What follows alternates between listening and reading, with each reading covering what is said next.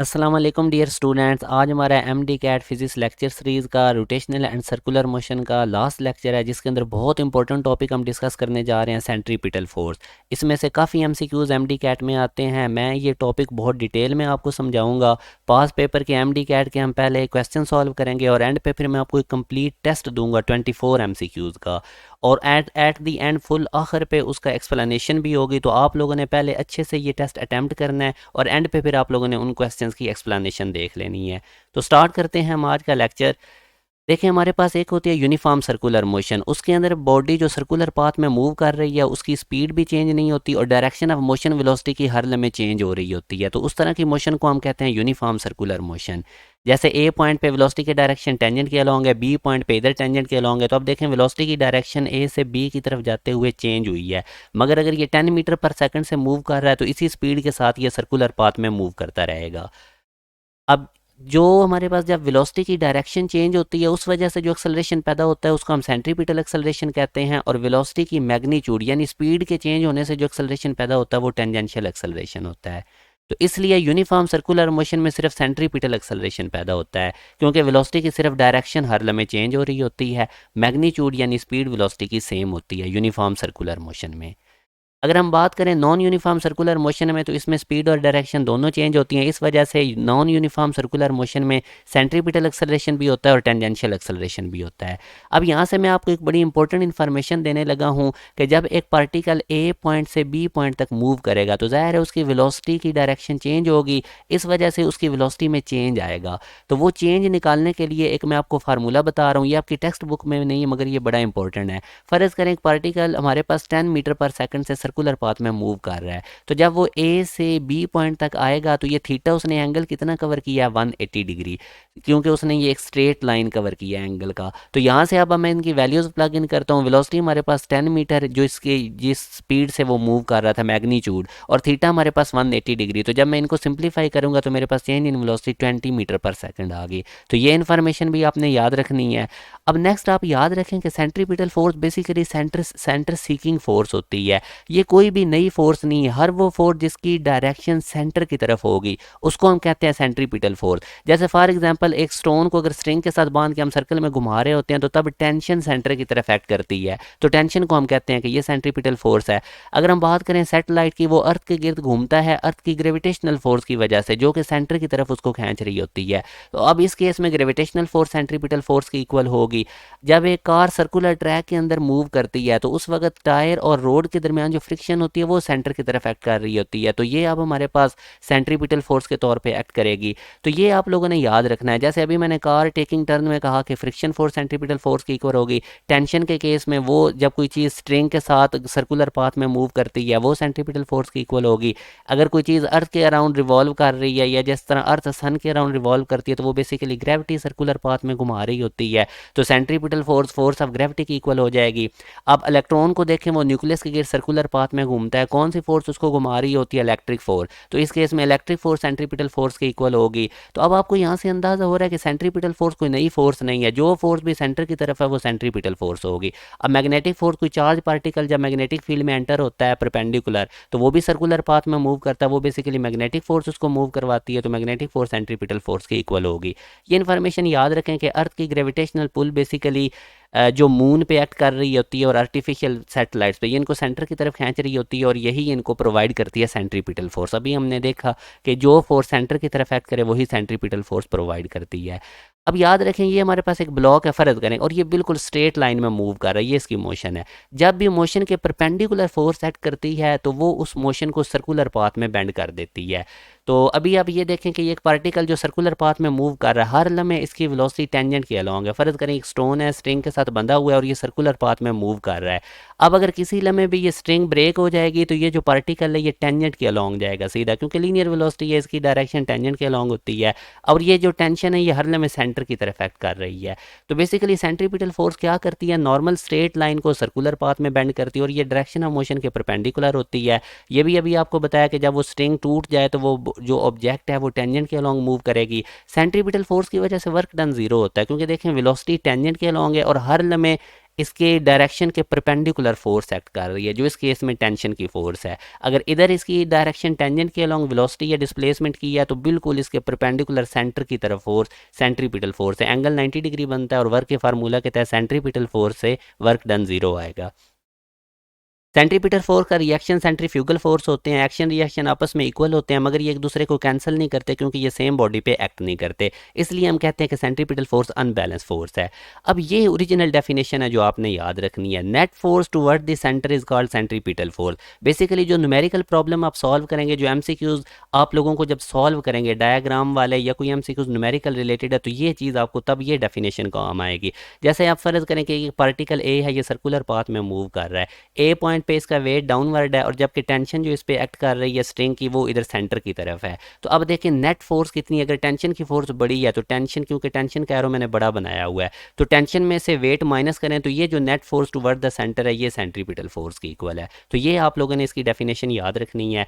आगे ये कुछ इन्फॉर्मेशन याद रखें, अगर सेंट्रीपिटल फोर्स नहीं होगी तो सर्कुलर मोशन नहीं होगी। Centripetal force change kinetic energy को चेंज नहीं करती, क्योंकि काइनेटिक एनर्जी एक स्केलर क्वांटिटी और यूनिफॉर्म सर्कुलर मोशन में स्पीड कांस्टेंट होती है, इस वजह से काइनेटिक एनर्जी भी सेम रहती है। अब ये फार्मूलाज आप याद रखना है आप लोगों ने। सेंट्रीपिटल फोर्स का फार्मूला अगर हम वेलोसिटी कांस्टेंट कर दें तो सेंट्रीपिटल फोर्स और रेडियस में इन्वर्स का रिलेशन होता है। इसी तरह अगर मैं वी की जगह आर ओमेगा इस ऊपर वाले फार्मूला में पुट करूं तो एम आर ओमेगा स्क्वायर बनेगा। अगर एंगुलर वेलोसिटी को कांस्टेंट करें जाए तो फिर सेंट्रीपिटल फोर्स रेडियस के डायरेक्टली प्रोपोर्शनल होती है। ओमेगा हमें पता है 2 पाई अपॉन टाइम पीरियड होता है, और अगर इस ओमेगा की जगह 2 पाई अपॉन टी पुट करेंगे तो स्क्वायर करेंगे तो ये फार्मूला आ जाएगा सेंट्रीपिटल फोर्स का टाइम पीरियड की फॉर्म में। और इसी तरह हमें पता है कि फ्रीक्वेंसी और टाइम पीरियड का इन्वर्स रिलेशन है, तो ये 1/t स्क्वायर की जगह एफ स्क्वायर आ जाएगा।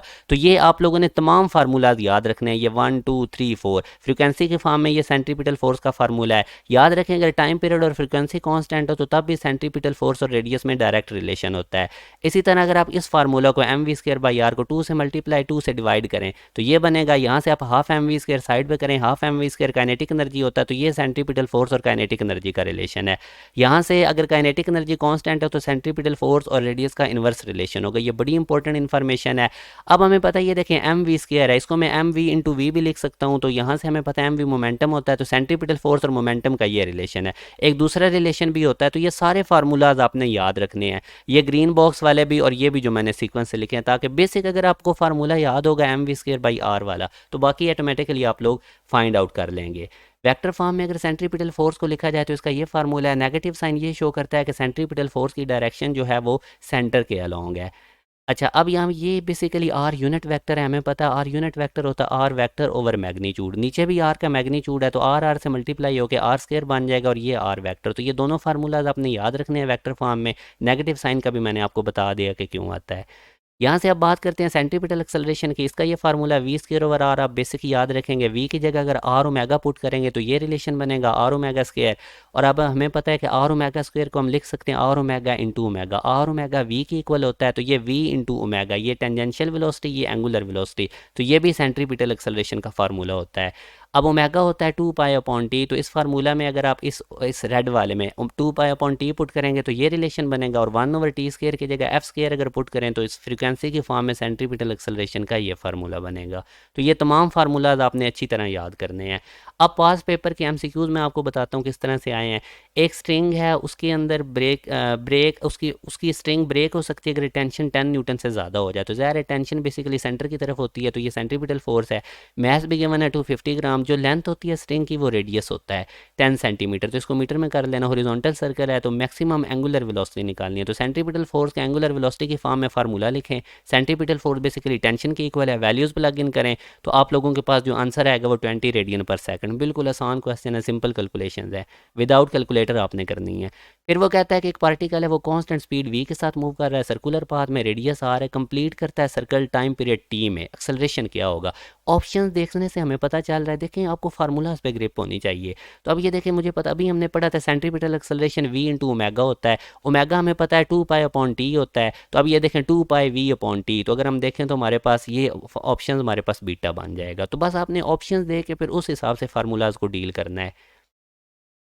नेक्स्ट क्वेश्चन देखें, वो कहता है कि एक पार्टिकल है वो सर्कुलर पाथ में मूव कर रहा है, तो उसकी जो सर्कमफेरेंस, सर्कल के जो सर्कमफेरेंस पे उसकी जो स्पीड है वो इक्वल है speed gain in falling through a distance equal to half of the radius.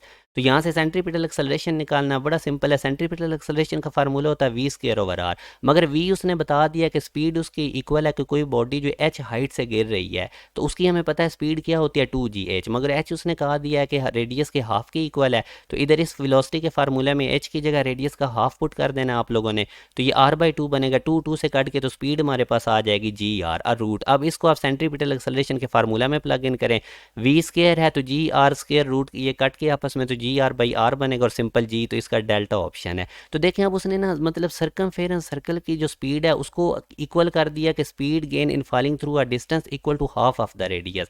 तो हमने वो कोई हाइट एच से जब कोई ऑब्जेक्ट आ रही है उसकी स्पीड का फार्मूला लिखा, हाइट की जगह रेडियस का हाफ पुट किया और वहां से कैलकुलेशन कर ली स्पीड की। तो आप लोगों ने क्वेश्चन बस ध्यान से समझना होता है। अब वो कहता है कि एक स्टोन है उस स्ट्रिंग के साथ बंधा हुआ है और उस 1 मीटर है उस स्ट्रिंग की लेंथ, मतलब ये रेडियस है, अभी मैंने कहा था स्ट्रिंग की लेंथ रेडियस होता है। उसके बाद वो कहता है कि उसको एक हॉरिजॉन्टल सर्कल के अंदर हम कांस्टेंट स्पीड के साथ घुमा रहे हैं। अब उसने यहाँ पे रेवोल्यूशंस दे दी हैं कि 22 रेवोल्यूशंस वो करता है 44 सेकंड में। याद रखें रेवोल्यूशंस को जब टाइम पे डिवाइड करते हैं तो हमारे पास फ्रीक्वेंसी आ जाती है। फ्रीक्वेंसी होती है एक सेकंड में कितनी रेवोल्यूशंस हो गई हैं, तो वो रेवोल्यूशंस को टाइम पे डिवाइड करें तो रेवोल्यूशंस पर सेकंड आ जाएगा।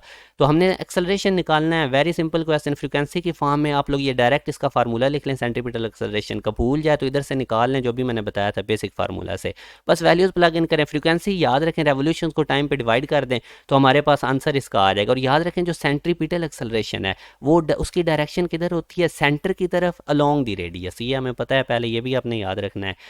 अब अगले क्वेश्चन देखें कि एक पार्टिकल है वो यूनिफॉर्म सर्कुलर मोशन कर रहा है हॉरिजॉन्टल प्लेन में, उसका रेडियस भी उन्होंने बता दिया है, सेंट्रीपिटल फोर्स उसने बता दिया 10 न्यूटन, काइनेटिक एनर्जी पूछ रहा है। तो अगेन देखें काइनेटिक एनर्जी और सेंट्रीपिटल फोर्स का हमें रिलेशन पता है, यहाँ से वैल्यूज प्लग इन करें, काइनेटिक एनर्जी निकाल लें जो कि 1 जूल आएगी। Very simple, delta option. अब हम बात करते हैं वर्टिकल सर्कल की। देखें सर्कल दो तरह के होते हैं, हॉरिजॉन्टल सर्कल और वर्टिकल सर्कल। तो वर्टिकल सर्कल में मैं आपको बताता हूँ, फ़र्ज़ करें कि एक पार्टिकल है वो सर्कुलर पाथ में मूव कर रहा है, सी पॉइंट पे जब वो पहुंचेगा तो देखें उसका वेट डब्ल्यू नीचे की तरफ एक्ट करेगा और टेंशन सेंटर की तरफ एक्ट करेगी। यही पार्टिकल जब मूव करके डी पॉइंट पे पहुंचेगा तो यहाँ पे भी इसका वेट वर्टिकली डाउनवर्ड एक्ट करेगा और इसकी जो टेंशन है वो सेंटर की तरफ। जब ये पार्टिकल ए पॉइंट पे पहुंचेगा वेट भी डाउनवर्ड है और टेंशन भी इसकी सेंटर की तरफ, मतलब दोनों पैरेलल हो गए हैं वेट और टेंशन। जब यही पार्टिकल बी पॉइंट पे पहुंचेगा तो अगेन इसका वेट वर्टिकली डाउनवर्ड है और इसकी टेंशन सेंटर की तरफ है। अब हमने देखनी है कि सी पॉइंट पे इसकी क्या टेंशन है, तो अभी आपने ये बड़े ध्यान से चीज़ें समझनी है, इधर से एमसीक्यूज आता है। सी पॉइंट पे अब हमने देखना है कि इसकी टेंशन मैक्सिमम है, ये फार्मूला आप याद कर लें टेंशन का, M V square over R जो कि सेंट्रीपिटल फोर्स का फार्मूला है, plus M G cos theta. Theta basically reference line, ये जो वर्टिकल एक्सिस है ना आपको नज़र आ रहा है, ये जो मेरा रेड स्पॉट ए सी वर्टिकल लाइन, इसको रेफरेंस एक्सिस आपने हमेशा ले लिया करना है। अब जैसे सी पॉइंट पे, सी पॉइंट जो है ये इस रेफरेंस एक्सिस के ऊपर ही है तो थीटा 0 होगा। तो अब आप देखें थीटा की जगह 0 पुट करें, cos 0 1 होता है, तो टेंशन के अंदर देखें एम जी ऐड हो रहा है, एम जी बेसिकली वेट होता है, तो इसलिए हम कहते हैं कि सी पॉइंट पे टेंशन मैक्सिमम है। जब वर्टिकल सर्कल में इस तरह कोई स्टोन या कोई चीज़ सर्कुलर पाथ में मूव कर रही होती है तो बॉटम पे इस सी पॉइंट पे उसके अंदर तनाव ज़्यादा होता है और उसकी स्ट्रिंग के टूटने के चांसेस भी इधर बॉटम पे ज़्यादा होते हैं। तो यहाँ से हम सेंट्रीपिटल फोर्स भी निकाल सकते हैं, ये देखें डब्ल्यू उधर जाके टेंशन में से माइनस कर दें तो ये नेट फोर्स टुवर्ड सेंटर, याद करें मैंने आपको कहा था सेंट्रीपिटल फोर्स है, यानी टेंशन देखें ना, टेंशन अपवर्ड है सेंटर की तरफ, वेट डाउनवर्ड है सी पॉइंट पे, तो टी माइनस डब्ल्यू करेंगे तो ये सेंट्रीपिटल फोर्स के इक्वल होगा, net force toward the centre. अब जब यही पॉइंट डी पे ये पार्टिकल पहुंचेगा डी पॉइंट पे तो देखें इसका वेट डाउनवर्ड है और टेंशन किधर एक्ट कर रही है हमारे पास सेंटर की तरफ अगेन। तो अब अगेन देखें, अब रेफरेंस लाइन से एंगल, रेफरेंस लाइन हमारी ए सी थी, जब ये पार्टिकल सी पॉइंट से डी पॉइंट तक गया तो इसने एंगल कितना कवर कर लिया 90 डिग्री।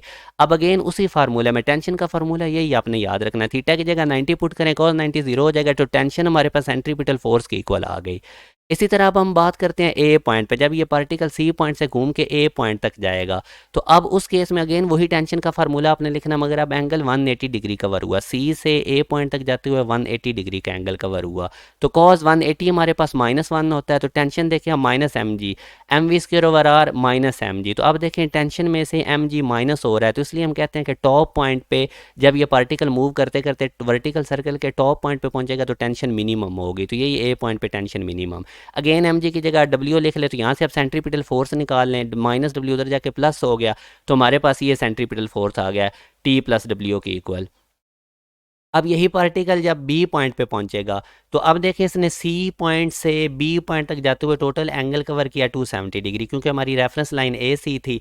तो अगेन अब कॉज की जगह थीटा की जगह 270 पुट करें, कॉज 270 जीरो होता है, तो टेंशन अगेन सेंट्रीपिटल फोर्स की इक्वल आ गई। तो यहाँ से अब देखें कि बी और डी बेसिकली हॉरिजॉन्टल पॉइंट्स हैं सर्कल के, तो यहाँ पे टेंशन सेम आई है, सी पॉइंट पे टेंशन हमारे पास मैक्सिमम आई है और ए पॉइंट पे टेंशन मिनिमम आई है। तो ये चीज़ें भी आपने याद रखनी है। अब हम बात करते हैं वेलोसिटी की। किसी भी पॉइंट पे वेलोसिटी वर्टिकल सर्कल में निकालने का ये फार्मूला याद रखें। हॉरिजॉन्टल सर्कल में वेलोसिटी सेम रहती है, वर्टिकल सर्कल में सेम नहीं रहती। तो ये फार्मूला याद रखें, वेलोसिटी किसी भी पॉइंट पे अगर वर्टिकल सर्कल में निकालनी हो 3GR + 2GR cos theta, theta उसी तरह एंगल होगा रेफरेंस लाइन ए सी से।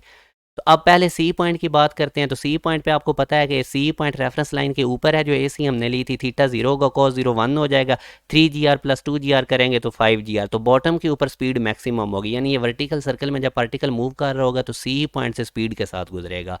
अब हम बात करते हैं डी पॉइंट पे। तो डी पॉइंट तक हमें पता है कि जब ये पार्टिकल सी पॉइंट से डी तक जाएगा तो रेफरेंस लाइन से ये एंगल 90 डिग्री बनाएगा, कॉस 90 0 हो जाएगा, तो स्पीड 3GR के इक्वल। इसी तरह जब हम ए पॉइंट पे इसकी स्पीड कैलकुलेट करते हैं, ये पार्टिकल सी पॉइंट से मूव करता करता जब ए पॉइंट तक जाएगा तो टोटल ये 180 डिग्री कवर करेगा। और यहाँ पे कॉस 180 हमें पता है माइनस के इक्वल होता है, -1 के, तो -2GR 3GR में से करेंगे तो GR। तो यहाँ पे देखें ए पॉइंट पे स्पीड मिनिमम है, तो ये भी आपने अब याद रखना है। इसी तरह जब ये बी पॉइंट पे पार्टिकल आएगा तो बी पॉइंट पे इसकी स्पीड कैसे निकालेंगे, वही फार्मूला है 3GR + 2GR cos theta root. अब एंगल 270 डिग्री हो जाएगा सी पॉइंट से, जब ये बी तक आएगा 270, cos 270 0 होता है, तो speed again 3GR। D point और बी पॉइंट पे स्पीड भी सेम है। तो अब अगर मैं ये सारे रिजल्ट्स लिखूँ तो स्पीड और टेंशन मैक्सिमम होते हैं बॉटम पोजीशन पे किसी भी वर्टिकल सर्कल में, और टेंशन मैक्सिमम का ये फार्मूला था, और स्पीड मैक्सिमम का 5GR रूट, और स्पीड और टेंशन मिनिमम होते हैं टॉप पोजीशन पर, ये इनके फार्मूलाज हैं। अब हम कुछ पास पेपर के क्वेश्चंस करते हैं वर्टिकल सर्कल में से। एक स्ट्रिंग है, उसकी लेंथ 1 मीटर है, मैथ भी उसका गिवन है और एंगुलर फ्रीक्वेंसी उन्होंने बता दी है। तो टेंशन वो पूछ रहा है कि टॉप पोजीशन पे, तो अगेन वही देखें, टेंशन का फार्मूला आप लिखें टॉप पोजीशन पे, डायरेक्ट रिजल्ट लिख लें। तो अब इसके अंदर सिंपल आपने वैल्यूज़ प्लग इन करनी है। वी निकाल लें आर ओमेगा से, क्योंकि वी उसने नहीं दी, ओमेगा दी हुई है, तो वो 4 मीटर पर सेकंड है। अंदर वैल्यूज़ प्लग इन करें मैथ्स की वैल्यू, तो ये आप सिंप्लीफाइड करेंगे तो टेंशन 3 न्यूटन, ए ऑप्शन इसका है।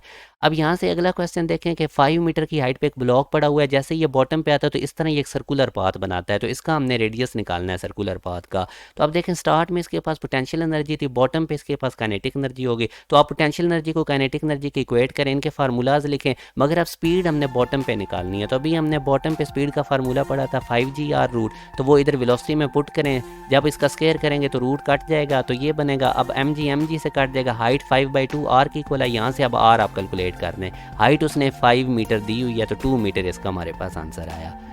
अब नेक्स्ट क्वेश्चन में आप वो कहता है कि एक स्टोन है, वो स्ट्रिंग के साथ वर्टिकल सर्कल बना रहा है, मतलब स्टोन स्ट्रिंग की मदद से हम घुमा रहे हैं और वर्टिकल सर्कल है, मिनिमम स्पीड हमने निकालनी है स्ट्रिंग की। तो अब हमें पता है कि मिनिमम जो स्पीड हमारे पास होती है उसका फार्मूला होता है GR, और वो डिपेंड करती है रेडियस पे, ठीक है, और जी पे। तो अब देखें independent of the mass of stone, बिल्कुल स्पीड मैस पे डिपेंड नहीं करती, independent of the length of the string. तो अब ये वाला ऑप्शन ए ठीक है कि independent of the mass of the stone. Independent of the length गलत है, क्योंकि लेंथ बेसिकली रेडियस ही होता है और उसके ऊपर स्पीड करती है हमारे पास। तो ये जो है ना independent of the mass of stone, ये इसका बेस्ट ऑप्शन है। यहाँ से हम देखें कि वो कहता है कि एक स्टोन है, उसको हम विल करते हैं, वो एक स्ट्रिंग के साथ बंधा हुआ है स्ट्रिंग के एंड पे वर्टिकल सर्कल में। तो कहाँ पे ब्रेक होने के चांसेस, तो वो मैंने आपको कहा था बॉटम पोजीशन पे मैक्सिमम तनाव होता है, तो स्ट्रिंग के ब्रेक होने के चांसेस होते हैं लोएस्ट पोजीशन पे। अब ये असाइनमेंट के क्वेश्चंस हैं, आप इनके स्क्रीनशॉट लेते जाएं, इनको बड़े अच्छे तरीके से आपने सॉल्व करना है। ये सारे MD कैट के पास पेपर्स हैं और ये 24 MCQs हैं। एंड पे फिर मैंने इनकी तमाम की एक्सप्लेनेशन भी दे दी है, तो आप ये अच्छे तरीके से क्वेश्चन करें और एंड पे फिर इसकी एक्सप्लेनेशन देखें, तो आपको इसके बाद सेंट्रीपिटल फोर्स में से जिस तरह का भी क्वेश्चन आएगा आप लोगों बिल्कुल आसानी से कर लेंगे। तो ये तमाम मैंने आपको क्वेश्चन दिखा दिए हैं टेस्ट के, और ये अब एंड पे इनका एक्सप्लेनेशन है, तो इनके भी आप स्क्रीनशॉट ले लें। मगर आप लोगों ने जो टेस्ट है वो खुद से करना है और एंड पे आप लोगों ने देखने हैं। तो अपना ख्याल रखिएगा, अल्लाह हाफिज़।